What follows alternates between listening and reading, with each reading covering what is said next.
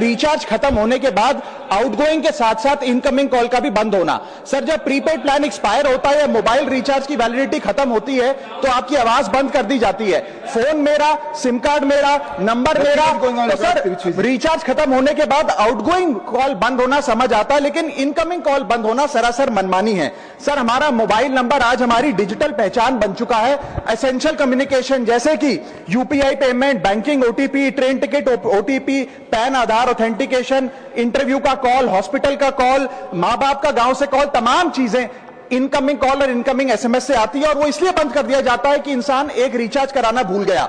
Sir, incoming call बंद करना is not stopping of a service, ये हमारे राइट टू कम्युनिकेशन को स्टॉप करने जैसा है। सर, जैसे आपका आधार कार्ड इसलिए एक्सपायर नहीं हो जाता कि आपने डिटेल अपडेट नहीं करी, या आपका बैंक का खाता इसलिए बंद नहीं हो जाता कि आपने मंथली डिपॉजिट जमा नहीं किया, या आपका वोटर आईडी इसलिए सस्पेंड नहीं हो जाता कि आप एक चुनाव में वोट डालना भूल गए। ठीक उसी तरह आपका मोबाइल नंबर इसलिए सस्पेंड और डीएक्टिवेट नहीं होना चाहिए कि आप एक रिचार्ज भूल गए। सर, मैं सदन में फ्री आउटगोइंग की मांग नहीं कर रहा, फ्री डेटा की मांग नहीं कर रहा, लेकिन इनकमिंग कॉल फैसिलिटी की गारंटी होनी चाहिए। मेरी 3 स्पेसिफिक मांग है। पहली, प्रीपेड मोबाइल कनेक्शन में इनकमिंग कॉल और इनकमिंग एसएमएस कम से कम 1 साल तक कंटिन्यू रहे, चलता रहे from the date of the last recharge, ताकि एसेंशियल कम्युनिकेशन चलती रहे। दूसरी, deactivation of the mobile number after 3 years. ऐसा ना हो कि आपका मोबाइल नंबर किसी को आपका मोबाइल नंबर बंद करके किसी और को अलॉट कर दिया जाए। कम से कम 3 साल का ग्रेस पीरियड देना चाहिए from the date of the last recharge. And third demand, mobile operator should introduce a low cost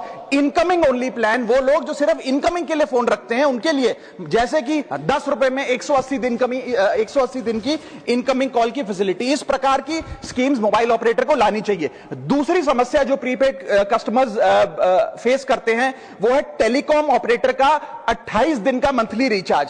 साल में सर महीने 12 होते हैं, लेकिन 28 दिन की रिचार्ज के माध्यम से 13 टाइम्स रिचार्ज कराना पड़ता है। कैसे सर? 28 दिन into 13 times is equal to 364 days। ये एक बड़ी क्लेवर स्ट्रैटेजी है जिसके चलते आपको फीलिंग 30 दिन की देते हैं, लेकिन आपसे डीलिंग 28 दिन की करते हैं। सर, दुनिया में हर जगह बिलिंग साइकिल कैलेंडर मंथ के हिसाब से होती है, 30 या 31 दिन।